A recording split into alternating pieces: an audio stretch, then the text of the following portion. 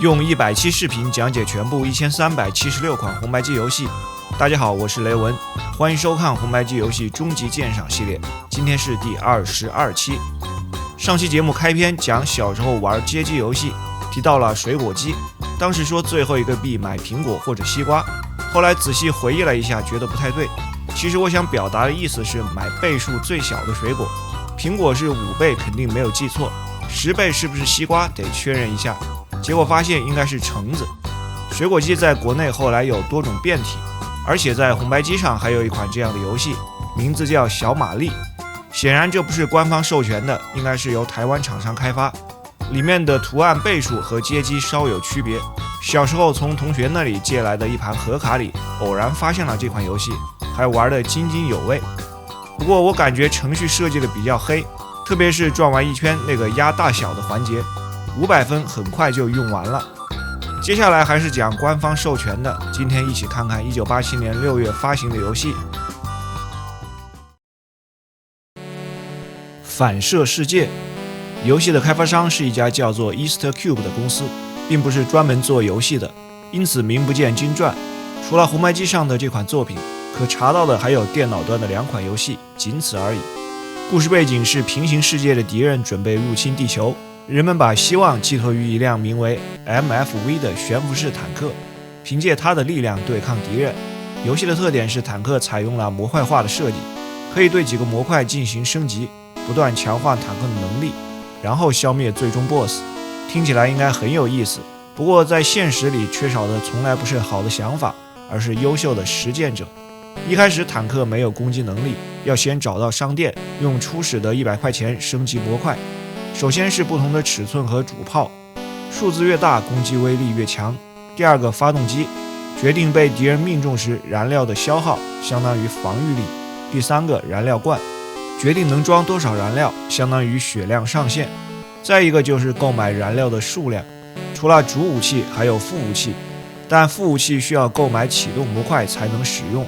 除此之外还有增加特殊能力的升级物品，价格都很贵，一开始没有那么多钱。在战斗中消灭敌人获得金钱，有足够的钱再来升级强化。游戏的画面里不显示任何的信息，想要查看得按选择键，而且操作相当麻烦。总共大概有10几个大的区域，这些区域在地面被山脉和水阻挡，进洞来到地下，这里整齐地排列着很多洞口，它们通向不同的区域。有的地方需要攻击威力足够强大，或者拥有特殊的能力才能到达。当坦克足够强的时候，经过水面来到一个岛屿的洞穴，在这里消灭最终 BOSS。 在一个不错的思路框架下，是一个低水准的制作，场景非常单调，绝大部分的情况都是土地加山脉，然后就是草和水，每个区域显得很空旷。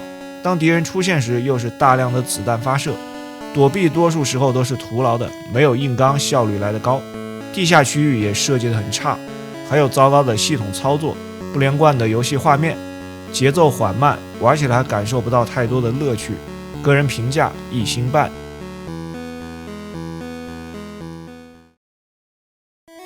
雅典娜由 SNK 发行的一款横版动作游戏，原版1986年7月发布在街机平台，后来移植到红白机和几个计算机平台。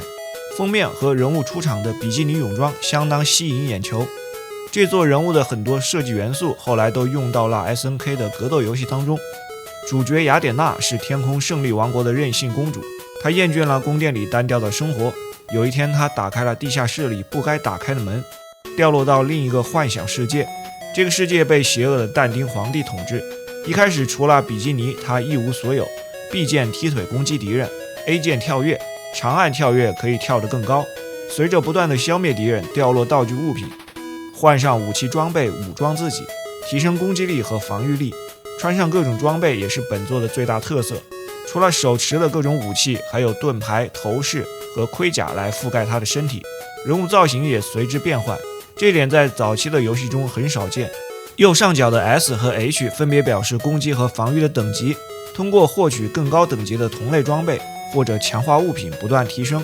拿取新的装备会覆盖老的，清除场景中的石块也是获得装备的重要途径。连续受到攻击，装备会受损，有的武器使用也有限制。要在限定的时间内消灭 BOSS 过关。左上方显示人物的生命值，随着游戏进行也能提升生命的上限。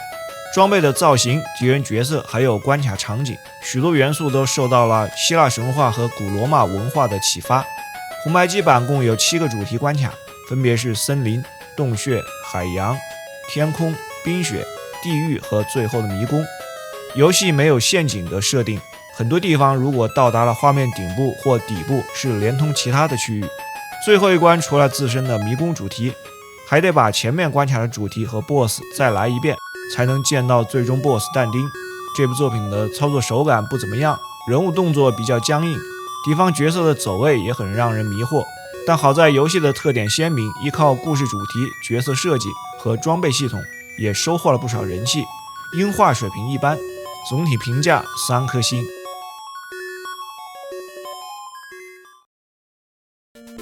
高桥名人冒险岛外传。在初代游戏发布后，为了让热度持续扩散，还推出了冒险岛的动画，从86年开始播出。动画的名字叫 Back to Honey。这部外传作品就是根据动画的内容再反向改编成游戏。这作类型属于横版动作，结合了打砖块的小游戏。开始的时候，高桥被抓走，第一关要控制小仙女哈尼救出高桥。横版的场景实际是一个很小的区域，玩家控制哈尼一边发射爱心攻击敌人，一边找隐藏在画面中的弹。找弹的方法和冒险岛游戏里一样，发射的子弹消失，反复击打消失的地方就会出现。拿到弹进入打砖块的小游戏，小游戏的目的是要收集过关密码，每关密码都有8个字母组成，完成一次小游戏会显示一个字母。每关的横版场景里有10个隐藏的弹，位置是随机的，只能通过不停发射子弹来尝试。其中8个弹和密码相关，还有一个彩色的弹显示收集的密码情况，剩下一个是陷阱，如果不幸拿到会进入地狱打砖块。画面里显示 Hell， 难度很高，通过也拿不到密码。虽说是小游戏，但整个的过程打砖块的时间占去了一大半。玩法和泰东的打砖块游戏类似，不过分成了上下2个画面，也会出现敌人，也会掉落道具，主要有加长的道具、发射光波和能直接摧毁砖块的闪电蓄力。这里获得密码字母的方式有2种，第一种消除砖块的时候有时会掉落字母，如果拾取后闪烁白光，就表示拿到了正确的字母，但是如果闪烁彩色的光就不正确，还会直接挂掉，所以全凭运气，一般不会去拿。第二种方式，消除上层画面所有的砖块，画面顶部的通道会打开，让球进入通道也能获得密码字母。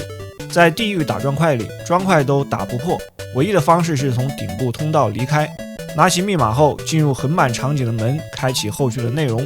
第一关救出高桥后，后面的关卡就由他来完成。游玩的模式和前面相同，但收集完密码进门后还会有一场 BOSS 战。另外场景中还有些增益效果的隐藏道具，有了道具效果可以带到打砖块当中。总共4个关卡，所以会有3场 BOSS 战。虽然是一个横版动作游戏，但大部分的时间都在打砖块。哈德森对于这个小游戏的设计显然没有泰东做得好，虽然也有很多的关卡，但内容上不够丰富，相对单调，而且难度更大，特别是地狱陷阱，玩起来需要极强的毅力和耐心。横版部分反而成了陪衬，个人评价3颗星。斗人魔镜传：海格力斯的荣光。这是一个 RPG 系列作品， Data East 总共发行了4部，前2部在红白机上，后2部发行在超任平台。2003年公司破产后，任天堂于2008年在 NDS 上还发布了一款作品，有原系列的团队成员参与了开发，因此 NDS 的这作也被归到了该系列当中。从 Data East 的上一款游戏神宫寺三郎到这部作品，延续了硬派风格的路线。公司也希望树立这种风格，把这个系列打造成另一个史诗 RPG。 先说下人物的名字，在希腊神话中 Heracles 赫拉克勒斯意指赫拉的荣耀，而在罗马神话中 Hercules 海格力斯是拉丁语，它是希腊名的音译，形象也有些变化。本作的故事主题取自希腊神话，人物的名字用的是赫拉克勒斯。之所以很多这类游戏翻译都用海格力斯，应该是受了迪士尼动画大力士的影响。众神住在天界，人们住在地上，每个人都生活在和平中。然而有一天，爱与美的女神维纳斯被地狱魔王哈迪斯绑架到冥界，陷入困境的宙斯召唤了英雄赫拉克勒斯，命令他击败哈迪斯。这里插一句，维纳斯是罗马神话里的神，对应希腊神话中的阿弗罗狄特。除了以上大背景的设定，本作的故事还涵盖了神话的12项成就，如基沙、尼米阿巨狮、九头蛇许德拉等等。在游戏的系统上，部分借鉴了勇者斗恶龙，除了常规的 RPG 内容，还有些自己的特点。城镇和野外是无缝连接的，没有切换画面。人物的武器分成单手和双手，双手武器如斧头、长矛和弓箭攻击力更强，剑是单手武器，另一只手能装备盾牌。武器和防具都有耐久的设定，被攻击消耗耐久，可以在铁匠那里修复耐久，或者直接花5000块钱把铁匠带在身边。战斗都是1v1进行的，主角不会魔法，敌人有海陆空3种类型，不同的武器克制不同类型的敌人，剑、斧头和锤子对陆地，长矛对海，弓箭应对飞行的敌人。另外 BOSS 战有些特色，战斗中可以进行对话，不同的 BOSS 有不同的个性，还会根据攻击改变姿态。这部作品以神话内容为依托，故事上有基本的保证。游戏系统在勇者斗恶龙的基础上发展了一些自己的特点，特别是敌方角色在战斗中一些个性的表现。不过也存在可以卖掉关键道具这种系统缺陷，只有1v1的战斗比较遗憾。另外一些解谜内容设计上不合理，装备的耐久设定没有经过充分的测试，导致战斗的平衡性不佳，离成熟的 RPG 作品还有一段距离。个人评价3颗星。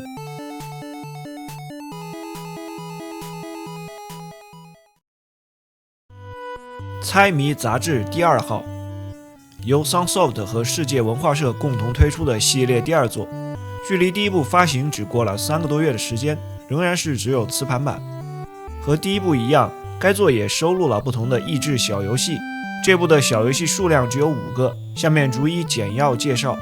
帕塔里克，控制一个小天使在8×8的网格上移动，按下按钮以翻转天使占据所有的航河列的每个方格，在限定的时间内将所有方格变成白色。环游世界问答，和第一作里的超级问答日本之旅玩法一样，问答题目不同，正确回答问题赚钱，用这些钱前往不同的旅行地点。稻草，游戏名来源于民间故事，从一张电话卡或者铅笔开始，尝试不断交换物品，以物易物，直到换得一座城堡，最终成为百万富翁。托某爆破，引导托某从关卡的顶部不断下落到达底部，不能碰到任何的老鼠或用完炸弹，人物只能往下落，他沿途收集更多的炸弹才能持续前进。少年侦探团黄金大厦之谜，引导一对侦探小朋友在房子里寻找遗嘱，如果下错了命令会逐渐失去团队的信任，他们也不会再听你的指挥。纳佐勒盒子，这不是一个游戏，向玩家展示有关杂志的信息，还提供一个绘图程序供玩家使用，玩家提交自己绘制的图像参与比赛。这座的小游戏数量比第一座要少，单个的体量略大一些，不过总体上感觉游戏性不如前作，个人评价2颗星。高尔夫美国公开赛，由任天堂和 HAL 工作室共同开发的第3款高尔夫游戏。这里有必要先理一下红白机上任天堂的高尔夫游戏系列。第一部是1984年5月的高尔夫，最原始的一作，发行了日版、美版和欧版卡带。第2款是1987年2月的高尔夫日本公开赛，在第18期节目进行了介绍，正式使用了马里奥和路易吉的人物造型。游戏基于原始版进行了优化和修改，只发行了磁盘版。本作美国公开赛是第3款，也只有磁盘版。之后在1991年发行了马里奥高尔夫，又分为日版和国际版。国际版名字是 NES 高尔夫巡回赛，都是以卡带形式发行。接下来回到这款美国公开赛，游戏系统与日本公开赛基本一致，部分细节做了修改。本作取消了电脑 AI 的对手，增加4人同时游戏的模式，界面布局进行了重新设计，更接近最终的马里奥高尔夫。默认视图取消了球场全景，通过方向键下加 B 键切换全景和击球视图。球杆选择的操作也有些变化。作为另一个地点的公开赛，球场当然是和之前完全不同的。相比之前的2座，这里的球场难度要大上很多，对玩家的技巧掌握和场地判断提出了更高的要求。其他方面就和上一座没什么区别了。任天堂在这款游戏发售时，和日本公开赛一样设置了比赛，也是通过磁盘传真机发送数据的方式，而且获奖的名额比上一次要多很多。除了难度，本质上和之前没有什么太大变化，个人评价3颗星。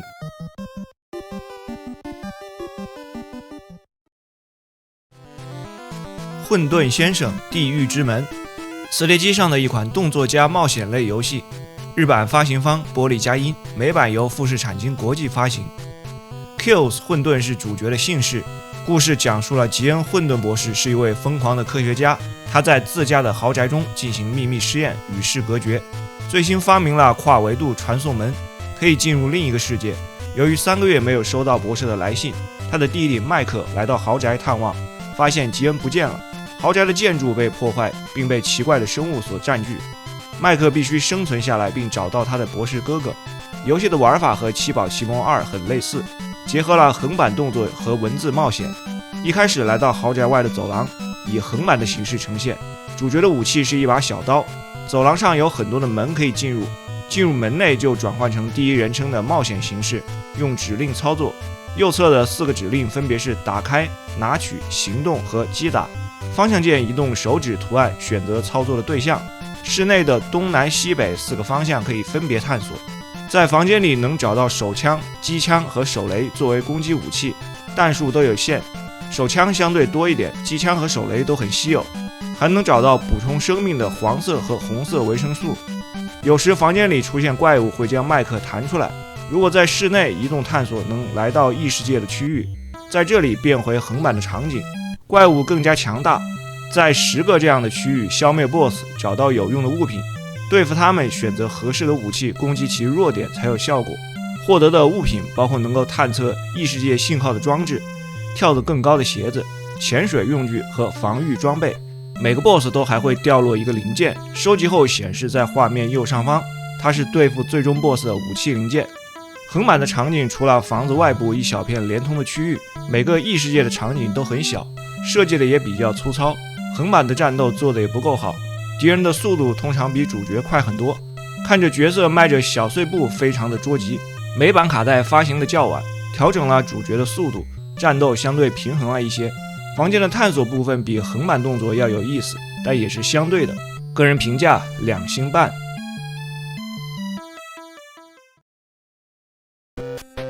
小猫英语大冒险，这是一款学英语的教育游戏，主角来自于小林诚创作的漫画 What's Michael，1984年至1989年连载于讲谈社。Michael 是猫的名字，中文翻译为俏皮猫，港台翻译也有叫做猫咪也疯狂或者我为猫狂。小猫以动作游戏的方式学习英语。开始画面有一张课程表格，显示3个世界、6项课程，如果都获得高分就能看到结局。在整个过程中会有几种不同的游戏玩法，套路都差不多。收集场景中的正确字母组成英文单词，可以从最基础的字母开始照着复制，然后跟随示例单词逐个拼写，再到对应的日语拼单词。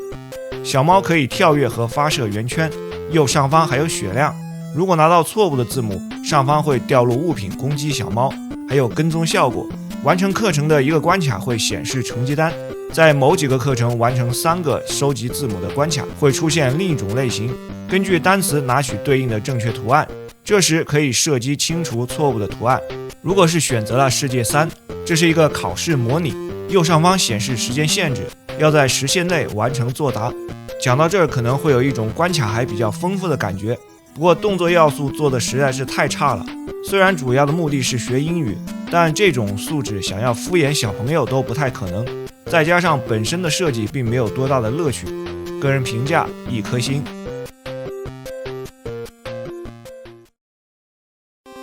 家庭拳击，这是一款从街机平台移植过来的游戏。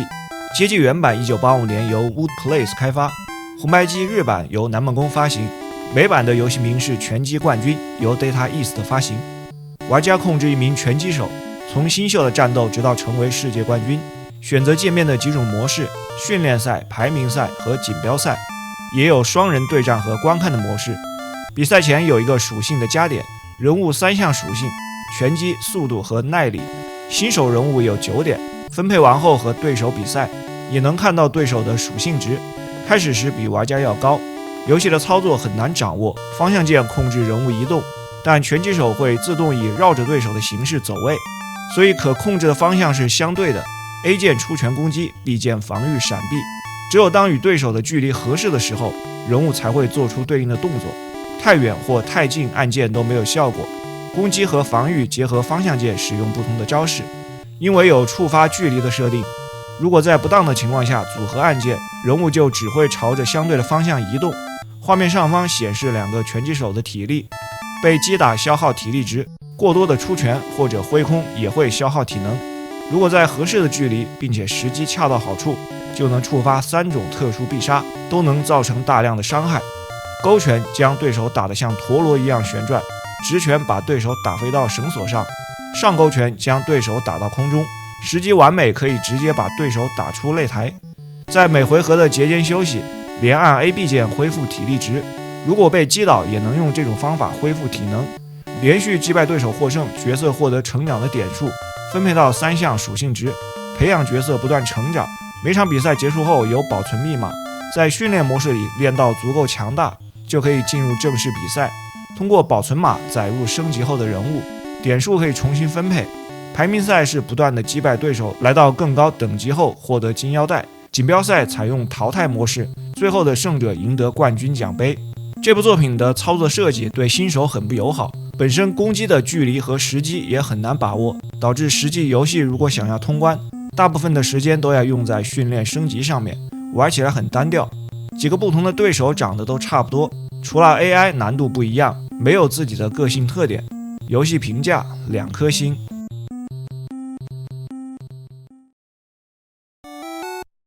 木偶奇遇记由 DBSoft 开发发行，这是一款电脑端的益智游戏。主角 Poco 曾经是一个木偶，后来变成了人类，和他的祖父住在一起。但有一天他又变回了木偶。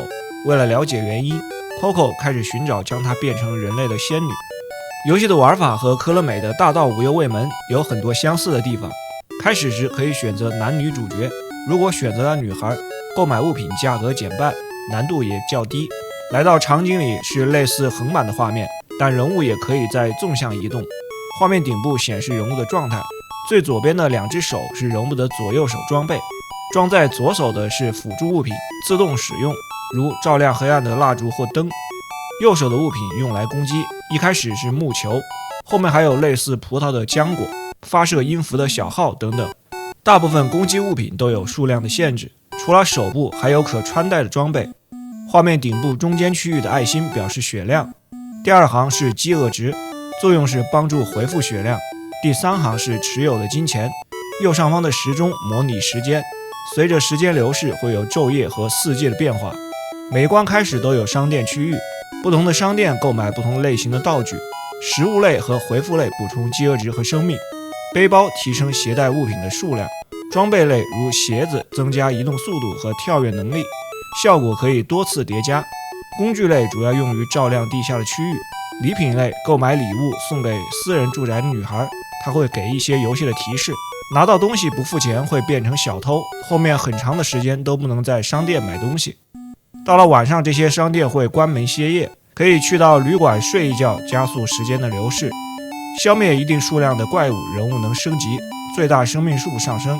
不过游戏里无法查看经验值，只能通过特殊的升级提示才能知道。来到地下区域，类似一个不太复杂的迷宫，在跳跃过程中还可以打开伞滑行。地下区域能找到一些金块，增加的钱数量并不多，不过要是找到特殊房间的老虎机，钱就不是问题了。一共有6个关卡，每关过后会有一小段的剧情对话。作为电脑端的移植作品，如果单看动作元素和战斗部分，游戏显得水平很低。不过设计师的重点也不在这个方面，收集多样的道具和物品，管理有限的资源栏位，不同场景选择携带哪些道具，也能带来不错的游戏体验。个人评价3颗星。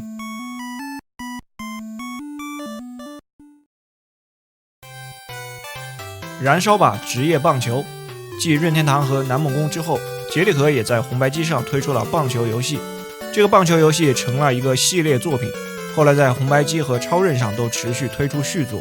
80年代中后期，有好几家公司规划了完整的体育系列，准备在几年之内陆续把热门的体育项目做成游戏，在这个领域打响自家的招牌。随着时间的推移，我们会陆续见到这些作品。本作就是杰里可的第一款体育游戏，后来还有篮球、足球、网球和柔道。这个标题是日版的游戏名，美版名 Bases Loaded。因为此前已经有了任天堂和南梦宫的棒球游戏，杰里可想要再做文章，就得有些不同的东西。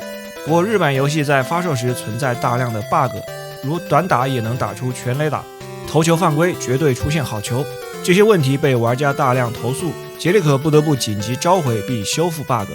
人物名称和号码几乎和真实中的人物相同，但因为版权，联赛是虚构的。游戏的画面和之前的棒球游戏有很大的区别，击球和投球的视角换成了投手的后方，类似电视转播的视角。人物图形的绘制接近写实的风格，这样能更清楚地看到球衣号码和不同人物的体型特征。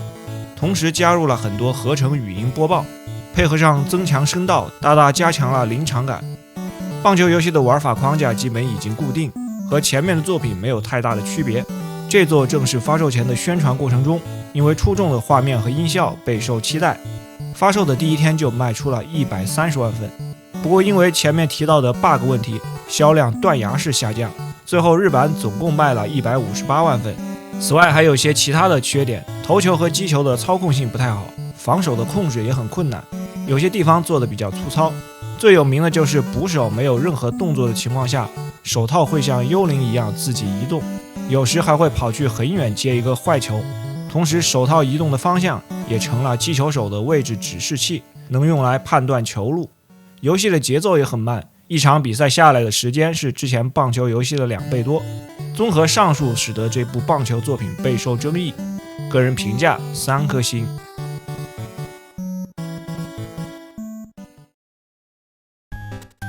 Konami 台球，科乐美为磁碟机开发和发行的一款台球模拟游戏。讲上一款游戏就提到了几家公司的体育系列，这座是科乐美 Exciting Sports 系列的第一部。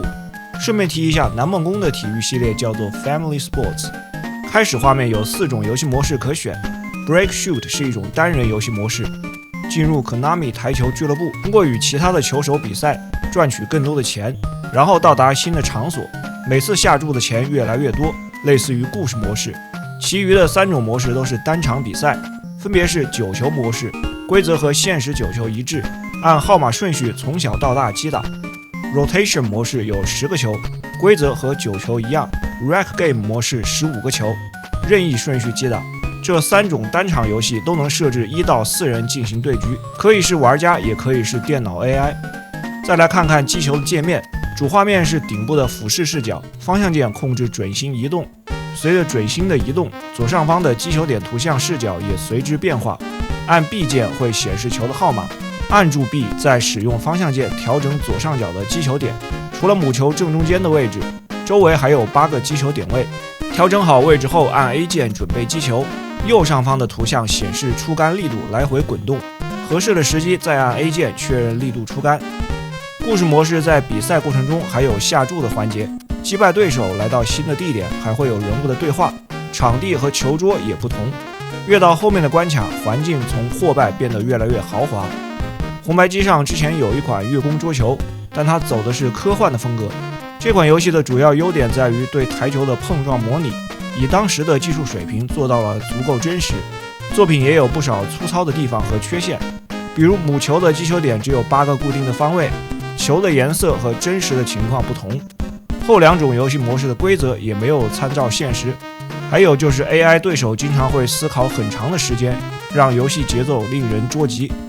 本作的名气不如同年发布的 Side Pocket， 但也属于优秀的作品，个人评价3星半。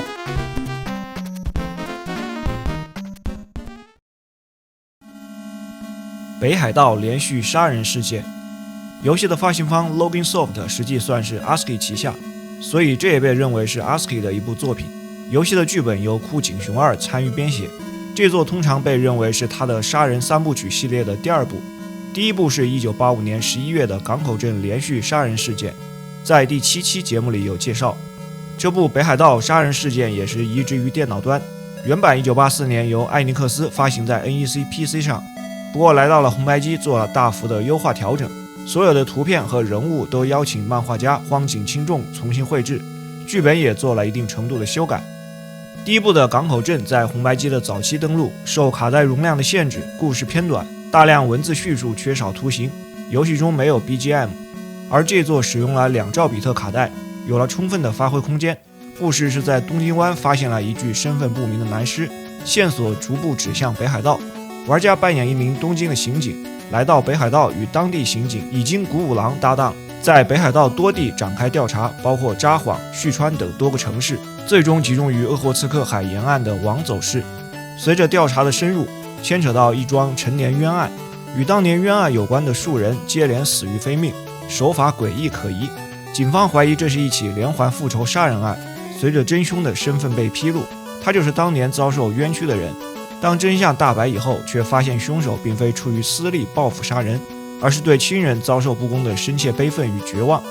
游戏的系统方面仍然是全文字指令操作，呈现在画面右侧，人物可以在北海道的多个城市之间自由往返，每个场景都可以反复调查，有时需要多次选择相同的指令才能触发事件进展，偶尔也需要休息一下，通过赢得21点小游戏推进情节。在前一部作品的基础上，本作除了游戏系统，在其他的各方面都大幅进化。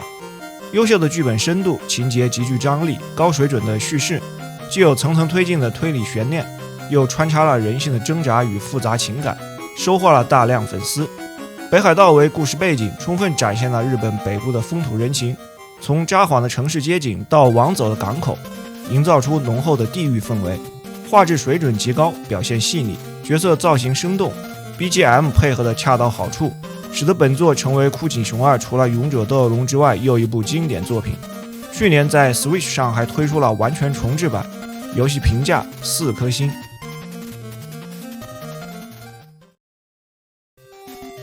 百战大出击 HAL 工作室开发， Epic 索尼发行的一款横版动作游戏，日本知名艺人索乔治参与了制作，并且是以其本人的形象为该作品的主角。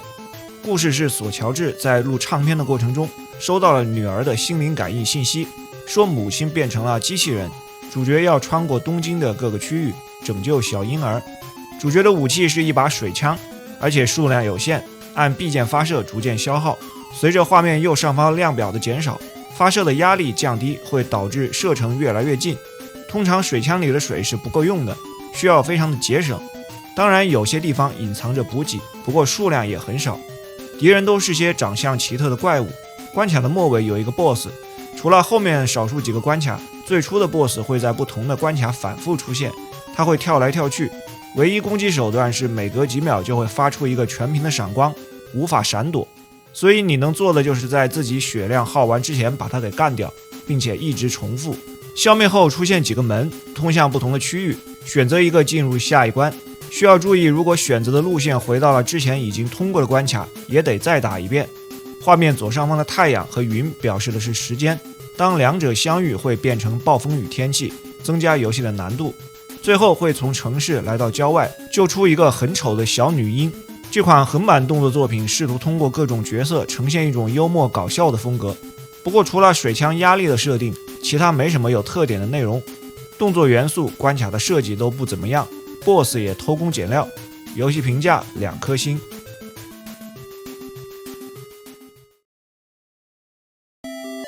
未来神话由泰东公司开发和发行的一部动作角色扮演游戏，卡带容量也是2兆比特。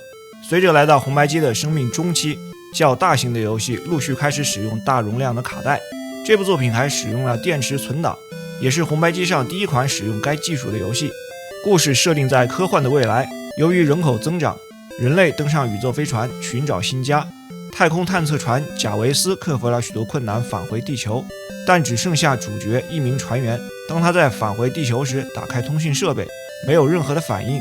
主角被迫在美洲的家乡着陆，城市和摩天大楼这些过去的文明已经消失，主角开始寻找过去的痕迹，并探寻变化的原因。整个的过程要不断的提高声望，招兵买马，攻打城堡，打败控制世界的7个大洲的暴君，最终成为新的统治者。开始以俯视角呈现，主角穿着宇航服，用一把小刀作为攻击武器，按 B 键弹出一个小菜单，可以查看状态、交谈、使用物品和魔法。按选择键有更详细的菜单。消灭场景里的敌人，获得经验值升级，但不能获得金钱。找到城镇以后，在商店能够买到装备和物品，但是一开始的钱很少，整个游戏中也很稀缺。挣钱的唯一方式是到城镇接任务，诸如包括找到特定位置的物品、消灭一定数量的敌人这种。来到工会可以选择职业，有剑士、战士和法师3种。剑士能穿所有的装备，战士体力值最高，法师能使用魔法。但游戏里没有 MP 的设定，使用魔法消耗的是经验值。通过和工会的对手战斗增加声望，战斗时会切换成横版类型。积累一定的声望后，到野外地图招募当地人成为自己的部队。这些部队不会在游戏中出现，它的实际作用相当于一把钥匙。部队的数量达到要求后，解锁进入城堡，在城堡战斗再次切换成横版。攻略成功即表示打败了该大洲的暴君。后面的几个大洲也按照这个流程，不同的地点可以坐船，或者通过特定的位置传送到达。游戏的这套设计组合起来平衡性很差。首先就是刚说到的金钱，装备和物品都很贵，有些东西还是必须要买的，但任务获得的钱很少，通常一个任务要反复刷上10几甚至几十遍，有的任务本身完成起来就有相当的难度。声望结合招募的设计完全失败，不容易提升，而且还很鸡肋，不如做一个解谜获得钥匙。人物移动和探索不方便，节奏缓慢，效率低下。战斗部分做的也比较差，还存在一些明显的 bug 影响体验。总的来说，在不错的主题下是一个比较失败的构建，个人评价2颗星。